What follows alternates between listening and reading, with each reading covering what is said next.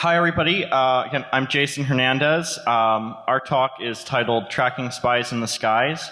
As you can see there, that's a photo of a domestic surveillance aircraft, N496WW, which is an FBI aircraft that was flying over the Phoenix area over the last couple of years. So again, about the talk, our main focus is on law enforcement and aerial surveillance, mostly focused on domestic flights. So the FBI, the DEA, local sheriff's offices, and police departments. They're all operating fixed wing and helicopter aircraft with a variety of technology. Sam Richards is going to lead off with a little bit of the discussion of the history of aerial surveillance and the discovery of the FBI and DEA's secret fleets. And then Jared McDonald-Evoy is going to talk about some of the technology aboard the aircraft. And then I'll finish up and discuss some algorithmic ways to detect aerial surveillance based on flight patterns. So over to Sam. All right. Well, thank you again, everybody, for coming out here. This is crazy. So I want to say right away that it's a huge topic, obviously, with tons of different agencies and municipalities and technologies. So this isn't going to be all-encompassing, but we're going to try and do as best justice as we can to the topic. So I guess for me, it started off a long time ago, just interested in all kinds of conspiracies, really. The closest one that you can think of with this would be the black helicopter conspiracy. So people were suspecting some sort of government activity with unmarked aircraft flying all over the place. Nobody really knew if there was actually something to it or not. And it turns out that there was, interestingly enough. And so the first news report that kind of caught my eye and a lot of people's attention was from the Wall Street Journal. Just like on a lot of these initial reports, it was just talking about one individual plane, and it was pretty obvious that you could assume that it would be doing some sort of surveillance. And then when Baltimore happened with the Freddie Gray protests, more people started noticing just a single-engine Cessna circling at, a lot of times it was at night, and it was pretty obvious to assume that that was monitoring the protest because the plane wasn't there before that. And again, with those articles, it was just referencing one aircraft. Nothing really confirmed. It wasn't ever acknowledged publicly by the agencies that were operating the aircraft, obviously. And that's sort of when I started getting involved. So I put a story on medium.com. Initially, I was just on my Twitter account. I got a tip from somebody I worked with at Minneapolis International Airport. He just sent me a screenshot from Flight Radar 24, and it showed just this plane circling all kinds of, I think it was Southdale Mall in Minneapolis and other highly populated areas. So we immediately recognized that it was doing some sort of surveillance there. And we just, all open source information, we just pulled the aircraft's registration up on aircraft1.com. And from there was a list of 62 planes that had similar registration. So that plane in particular was registered to FVX Research, which, doing just more open source investigating, you could see that that wasn't a real company. They weren't on any Secretary of State websites. There was no legitimate business website or anything like that. So at the bottom of that first list we found were 2 aircraft registered explicitly to the Department of Justice, not behind a front name, just explicitly DOJ. And those 2 planes were actually 737s, so not the kind of aircraft that are used for spy planes, but still it was interesting to see that correlation right away. And then from there, using just the names of these companies that we couldn't prove existed, I just started searching all those specific names like PSL Surveys, FVX Research, Northwest Aircraft Leasing Co. is one of my favorites. And putting those names into these little aircraft registration websites, the list ballooned to over 100 aircraft. And this was in May of 2015. So I put that list on Pastebin, which I'm sure people are familiar with. It's just like a website you can just dump information on and share it. So at that same time, I just put a little brief, write-up like hashtag FBI Spies. This is probably what's going on. Here's some links to images from flight radar where you can see these planes circling. And it was all over the country. Like Seattle was really heavy at that time, but basically anywhere there was a metropolitan area that's bigger than a medium-sized city, but also rural places too, like remote places. Greeley, Colorado, outside of Denver, was a really small town that was popular with the FBI at that time. And yeah, you can go next. So this was basically my main concern with these planes. I knew about this program from a PBS documentary. Basically, the drones in this case, they patch together what are equivalent to just a ton of cell phone cameras. And you make an image so large that you actually you keep these drones parked over for a long time, and then you can see everything moving, including people walking, cars and things like that. And so in the war efforts, they were using these to try and track down who placed an IED somewhere after the bomb exploded. And they would literally just review the footage and find where that person went. And then presumably the special forces or whatever would raid that house. And so that was publicly known, developed by DARPA in the early 2000s. And that was when I saw planes flying over the country, I immediately thought of this technology. And so that's a huge fear, obviously, if you have everybody in a city being surveilled with all their movements being tracked. So a little bit more on that technology later on probably, but back to the story. So after I put up my story on medium.com, it was just like less than 1,000 words. The Associated Press broke that story into the mainstream about a week later. And so those tweets with the flight tracking information and the Medium blog posts were going viral still. So that was interesting. They actually linked to it in the AP article initially. They called it speculation, which didn't really hurt my feelings that much, but let's see here. So continuing on to the research, we basically found this office at the FAA's FOIA headquarters, and you can submit a ton of tail numbers. They were actually incredibly responsive and helpful. This one came from a FOIA that I sent over 700 tail numbers to them, and they came back with just a massive spreadsheet in not much time at all. And you can kind of see the basic info, like the tail numbers are highlighted. You see the dates, the airport cities that they took off and landed at, but not a whole lot of information. So you don't see the circles or if it was just a simple A to B flight, but you get a general idea. And so that was helpful, but still sort of limited. If we're going to go about trying to investigate these things, just doing it manually on a flight radar website or doing it through public records requests, it's very labor intensive. And with hundreds and hundreds of these aircraft, which are actually proliferating down from, you can hit the next one. Or maybe the next one, we'll go back to this one. So you can see that these companies that are making this technology, it is an industry, it's a surveillance industrial complex. Initially, everything starts off with the war efforts, it seems, and then it eventually percolates down from there from federal to state to local. And the bottom there, it says large city law enforcement, medium city law enforcement.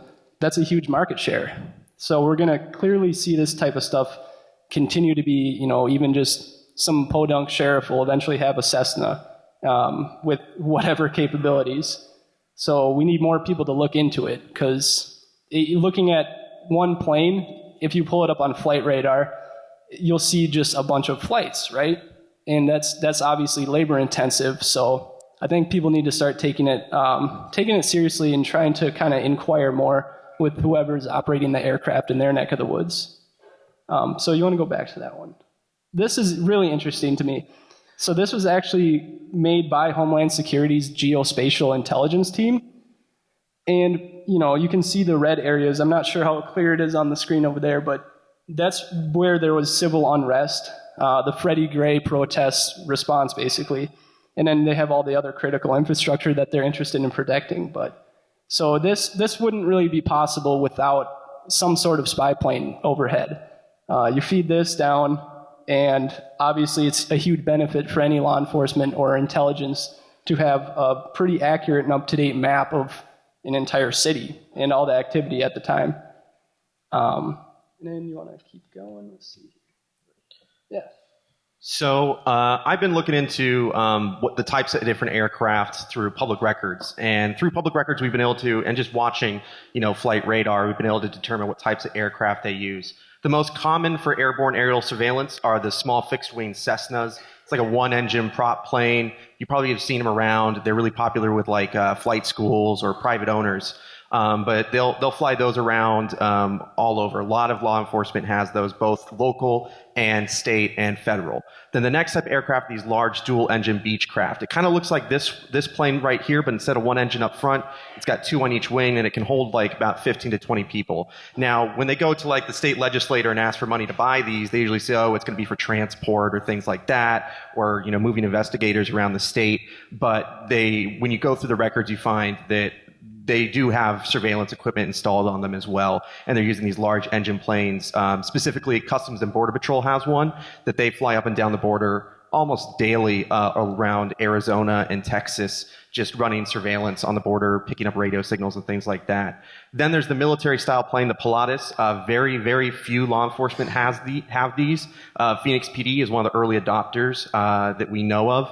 And what's interesting about this specific plane, it's the Spectre model, which was initially designed for the U.S. Air Force to fly and do surveillance in Iraq and Afghanistan. Now, the other interesting thing about this plane is, first, it's the largest one-engine prop plane you can buy, and it's also pressurized. Now, if you have a pressurized cabin, you can go up way higher. And this plane is usually flying at around 17,000 feet, doing circles, 10-mile orbits, following some guy or looking at a residence. So these are becoming more and more popular. This is about a $4.5 million aircraft, though. So the larger cities are going to be the ones that are going to be more interested in the Pilatus. But the small fixed-wing Cessnas, there's not a huge barrier of entry for those for a lot of other local law enforcement because, for example, the Maricopa County Sheriff's Office down in Arizona, they got one of their planes through RICO because there was a guy who was smuggling marijuana in a plane. They found him, took the plane, and decided, hey, let's use this for our own benefit. So the other type of aircraft that most people are familiar with when it comes to police aircraft are helicopters, but they're loud, they're noisy, they got to fly low. They mainly use them for the guy who ran away on foot or to survey a car accident. Now, drones are still very new to law enforcement. Not very many are using them. Sheriff Joe out in Arpaio petitioned to try to get a Predator drone, but that never went through, obviously.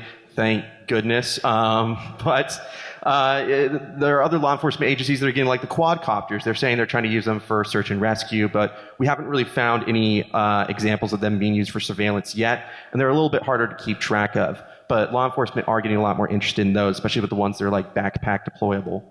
Now, equipment-wise, the most popular type of camera system that are on practically all these aircraft is the Westcam by L3 Communications. Now, the Westcam is interesting. They have three different varieties. They have the MX10, MX15, and MX20. MX10 has about a 70 times zoom ratio. It's usually on the helicopters because the helicopters don't have to go very high. MX15 is kind of an in-between for your law enforcement agency that can't spend $1.5 million on a camera system. And then the MX20 is, though, the most popular. The MX20 is the same camera system that is used on the Predator drones. They have a laser designator where they can, on Predator drones, the laser designator is used for missiles. But on a law enforcement aircraft, they use that laser designator to say they're following a guy who stole a car. They lock it on that car, and then the camera doesn't, the operator doesn't have to worry too much about moving it, and they're just doing zoom or changing the lens. Because you can see it's got several different lenses here, and one of those lenses usually is an infrared camera. FLIR, or forward-looking infrared, the company that makes those is called FLIR, and they're the most popular. And FLIR is interesting because it's basically, imagine Predator vision. That's what it is. It's seeing heat, and it can actually see it can even see through walls, and you can see people walking inside a home with their heat signatures. But there was a Supreme Court ruling, Danny Lee Kylo versus the United States, which ruled that using infrared to look into someone's home it requires a warrant. So this guy, he was growing pot in his house, and police looked into his house and saw there was a lot of heat coming from the garage, and then they said to the judge, oh, we think that means he's growing marijuana in there, and got a warrant. Well, Danny Lee Kylo and his attorneys argued that the use of that infrared technology to see into his home constituted a search. And so they won that, and now the police have to get warrants to use infrared in that type of way. But it's hard to track to see how police are using that, because a lot of times cases that the aerial surveillance is used on, they'll seal the dockets. Now, cell site simulators are the other type of equipment that we know has been used on these aircraft. The FBI's done it at least twice that we know of. Now, cell site simulators, it's a little device. If you don't know, colloquially, they're called stingrays or MC catchers, and they act like a cell phone tower. So if there was one in this room right now, everyone's phone in here would go to that instead of the cell tower. And they could scoop up the data, read metadata on the more advanced versions. They can even turn it into a passive listening device. They can follow where you're going, and it's a really popular device. But if you can imagine flying one of those above a city of 1.5 million or so, you're going to be sweeping up a lot of data from that plane. Now, the fourth thing that we have seen on these planes are what they call LETC devices. Now, this is a stupid little acronym they like that we found from records, from FAA records on their airworthiness.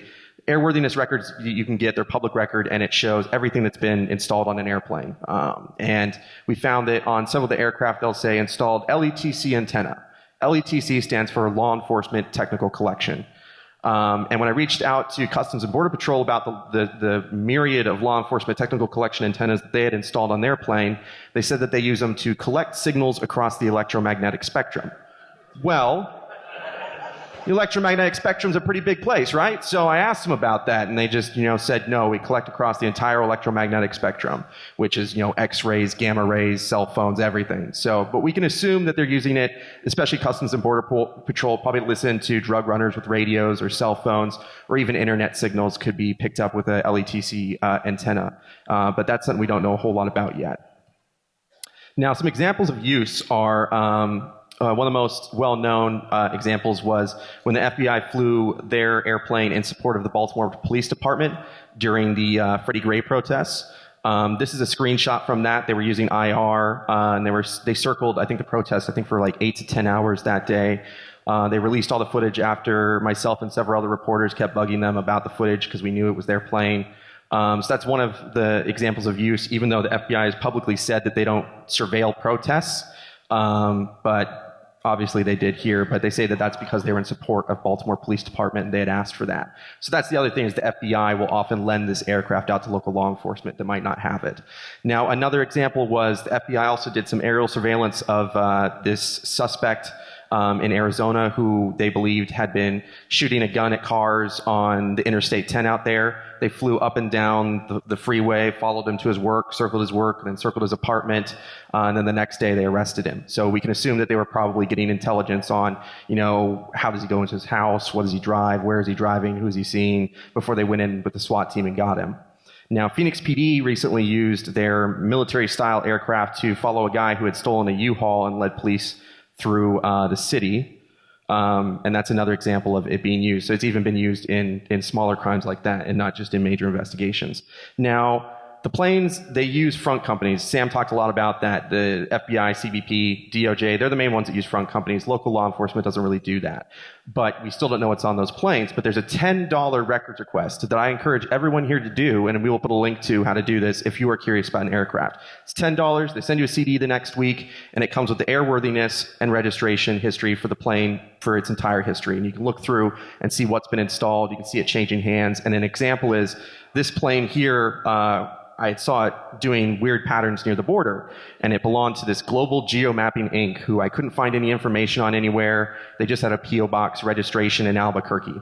I get the registration CD in the mail, look at it. Literally the first page, it says, registration access or address P.O. Box in Albuquerque, but physical address Kirtland Air Force Base, Customs and Border Patrol. So it's pretty easy to find these planes once you kind of start learning that. But now they're catching on, and we have this problem with Delaware, where in Delaware you can register your aircraft to the Delaware Corporation Commission's office. And it just becomes a black hole and you can't get any information. For example, the Delaware Corporation Commission office has over 2,000 planes registered to that building.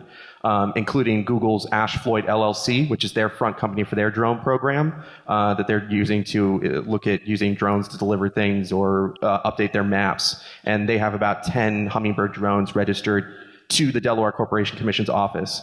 So that's another new trick that they're using. Now, this video, real quick, this is of the Pilatus aircraft in Phoenix following a guy who had stolen a U-Haul. You can see there that they changed lenses because they have about 3 different lenses. They were orbiting at about 17,000 feet, 10 miles away. And as you can see, it's pretty clear. You can get in really close with this camera. And this is a very compressed version of the video they gave me.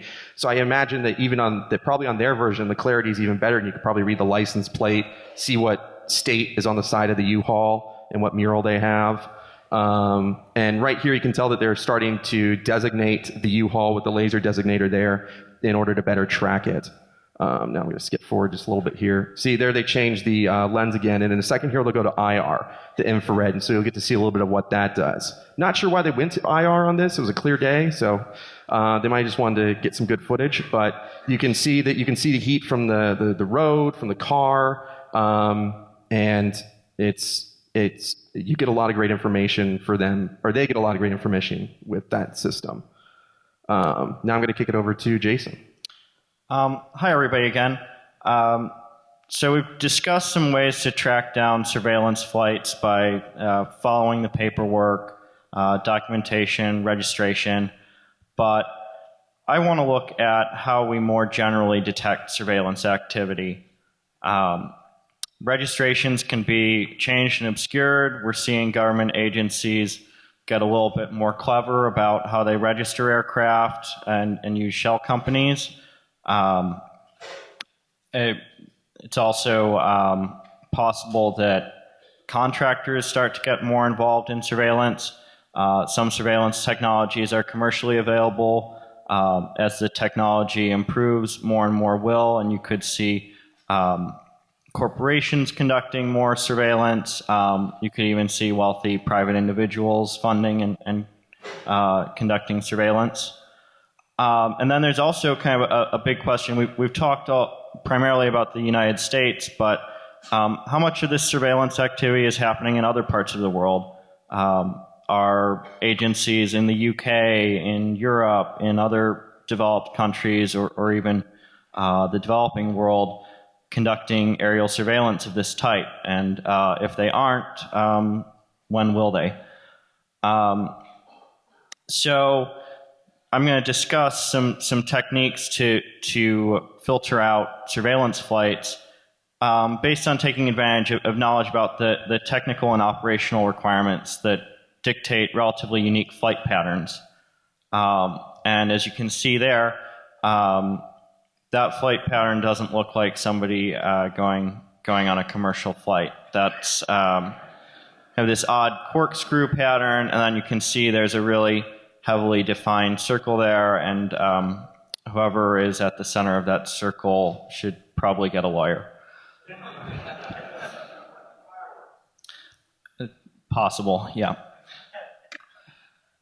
Okay, so the question becomes, how do we track aircraft? So as a hobbyist or an individual, radar is not a practical way to track aircraft. But fortunately, most aircraft are equipped with transponders that beacon a signal with a unique identifier that's actually internationally unique, issued by the International Civil Aviation Organization. The protocol is called Automatic Dependent Surveillance Broadcast, or ADSB, and it's just kind of a beaconing signal. And the positions of aircraft can be calculated with a technique called mutilateration. That's where you compare the time difference of arrival for messages that arrive at multiple receivers. And you need 4 or more receivers to calculate the position of a transmitter with mutilateration. Obviously, more receivers gives you a little bit better fix and better data. And there are some websites and aggregator networks that collect feeds from ADSB receivers and calculate out aircraft positions. Some aircraft also transmit additional information. They will transmit their latitude and longitude as calculated by their GPS unit, squawk codes, and altitude, but we can't necessarily rely on the accuracy of the positions transmitted by the aircraft. So multilateration is really helpful in confirming that from multiple sources. So the question becomes, how do we get a hold of ADS-B data at scale? Fortunately, there's already a large and active community of radio and aviation and hacking enthusiasts that collect ADS-B data and send it to aggregator networks. All that you need is a Raspberry Pi. Even your old Model 1B that you might have in the closet will work. An RTL SDR radio, which is a little software-defined radio. You can buy one for $25 over in the vendor area if they're not out. An antenna of varying size and quality, and an internet connection. And so for under $100, you can pick up transmissions from aircraft. And there are multiple aggregator networks that collect ADS-B data and calculate positions. A couple of the big ones, flightradar24.com and flightaware.com. And I'll talk more about adsbexchange.com, which is a bit unique. The FAA regulations require an increasing number of aircraft to transmit ADS-B. This is part of their next-gen program to revamp air traffic control systems. So by 2020, most aircraft are supposed to be equipped with ADS-B out. And then there's similar regulations around the world in the EU, India, Australia, etc.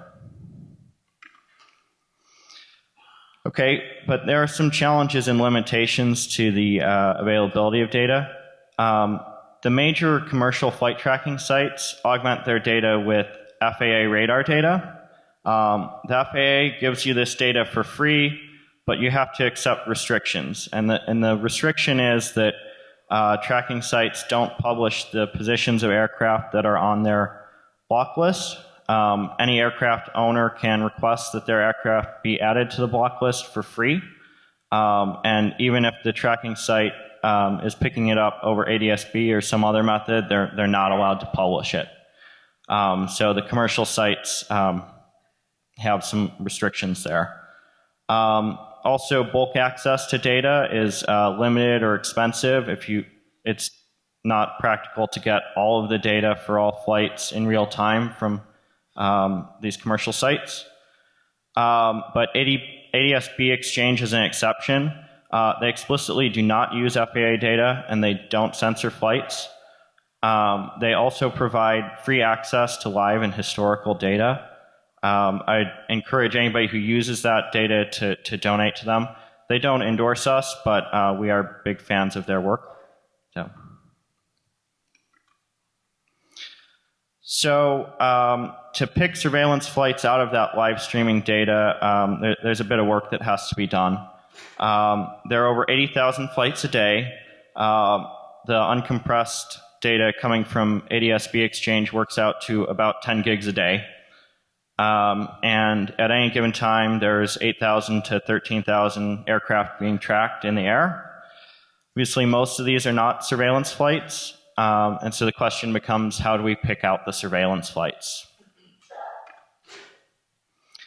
So, looking at surveillance flights versus other flights, we know most non-surveillance traffic goes from point A to point B as quickly and efficiently as possible. And commercial traffic and most other traffic will try and minimize flying over populated airspace, populated areas. So commercial airlines have noise restrictions. They are not allowed to fly too low over particular areas. And then furthermore, if you're in a metro area, there are a lot of different airports, including generally a large commercial airport. And each of these airports has their own ring that's controlled airspace at different levels. So this is a screenshot of the airspace around Phoenix Sky Harbor Airport. And you can see that bow tie pattern is the main area of controlled airspace around the approach for the runways of Sky Harbor. And there are different altitude indicators that show that you can't fly below this range or above this range without getting clearance from the tower.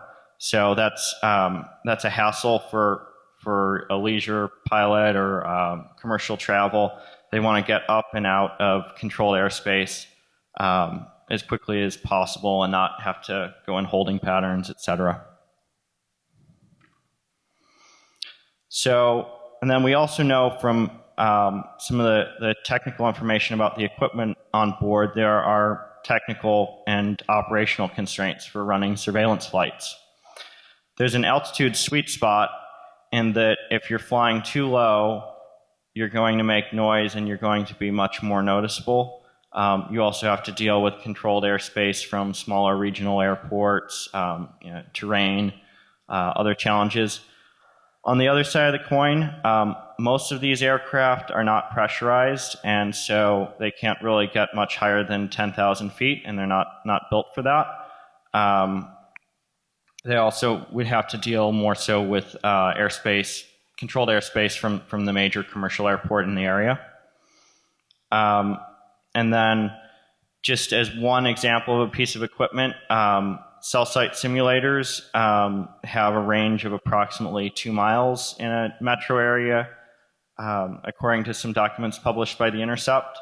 That may improve a bit, but it gives you a good guideline in terms of range. And if the aircraft is too high, you're going to limit that range on the ground geometrically. Also, surveillance flights typically take off and land at the same airport. It just would get more costly and more impractical if you were trying to schedule surveillance flights between different airports. And so, for example, in Phoenix, the FBI uses the Deer Valley Airport, which is conveniently about 5 to 10 minutes away from the field office there. And furthermore, most surveillance is interested in people that live in densely populated metro areas. So these flights are going to be corkscrewing around over cities, not going straight from Las Vegas to New York, etc. And then there's some other items. So aircraft capabilities. Certain aircraft fly too fast. It wouldn't be practical to use a 737 to conduct surveillance over a city because it just would move too quickly. You wouldn't have much dwell time over the city, aside from costs. But then the aircraft can't be too small because they need to generate enough power or carry batteries to operate this relatively energy-hungry surveillance equipment.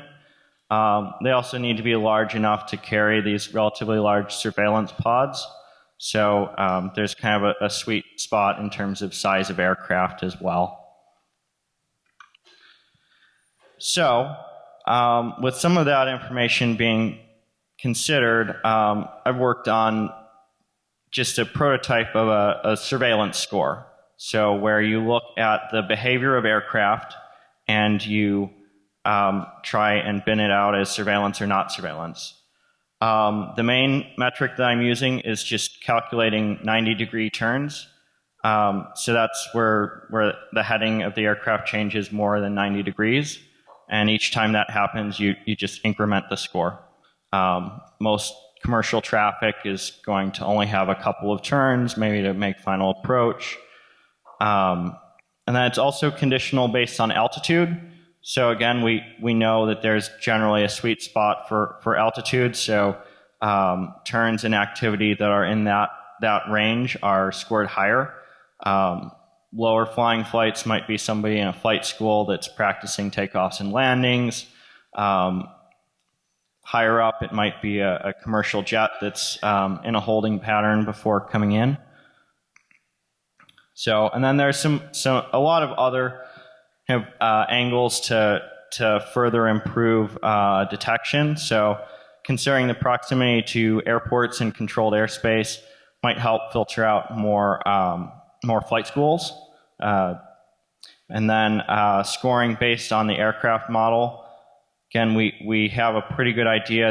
There's a good list of aircraft that are popular for surveillance and well built for that purpose. And so scoring those higher is another angle to highlight surveillance activity. Also, I think that it's suspicious to request that your plane be on the block list, and so I would highlight those as interesting potential surveillance aircraft. A little bit more geometry might help to filter out survey activity, which can sometimes trip this basic turn counting. And then comparing flights to interesting geography will also highlight surveillance activity. So, for example, Jared found some flights that went up and down along the Arizona and U.S.-Mexico border. So highlighting the border as a interesting geographic area will help to pick out surveillance flights, because there's not really any other reason that somebody is going to fly the length of the U.S.-Mexico border. Also events like protests, the Freddie Gray protests, the protests of the shooting of Jamar Clark, and the Dakota Access Pipeline protests. We've all seen aerial surveillance, and so some scoring of those interesting areas might be another angle to highlight and spot spy planes. So just looking at that crude metric of counting the number of 90-degree turns, most flights with 30 or more turns look like surveillance flights, in that when you start to dig into the paperwork, you look where it's registered, you look at airworthiness documents, a large share of those aircraft are surveillance. So this is just an example screenshot of a aircraft over Baltimore during the Freddie Gray protests. So the prototype code that I'm going to release after the talk is takes data in a real-time live stream from ADS-B Exchange, and it pulls it into virtual radar server. ADS-B Exchange has a real-time API that VRS works with. And virtual radar server then provides a JSON endpoint that you can grab flight snippets from. The reason why I'm using that angle is that ADS-B Exchange also offers historical data that's in that same JSON format. So in the future, you could take that historical data and use pretty much the same methodology and work on refining the score and spotting historic surveillance events.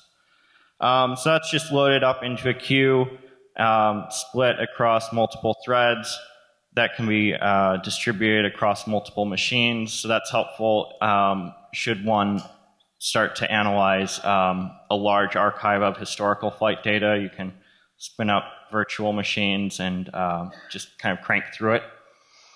And then that's all queued up. It's composed in Redis, which has some really nice geohashing features. And the surveillance flights are dumped out as JSON files into a web map. So you can look at it on the web and see these aircraft are highlighted as surveillance, or suspicious at least. And then it also archives the files into MongoDB, so you can do some geo queries and look at it further and do kind of retrospective analysis. So maybe the surveillance score algorithm, you want to improve it and tweak it, and then reprocess all of your old data and see if anything else falls out. So that's the idea there. And this will all be open source. The white boxes are code that I'm releasing. So here's an example screenshot of the web map. This is actually a very new aircraft that was purchased by the California Highway Patrol, circling over the Sacramento area. You can see it kind of does some loops and corkscrews, and then kind of goes around to different areas. I think this might actually be looking for speeders. I don't know if anybody's driven through California and they have these signs, speed monitored by aircraft. I didn't really believe it until looking at the data a bit more. So,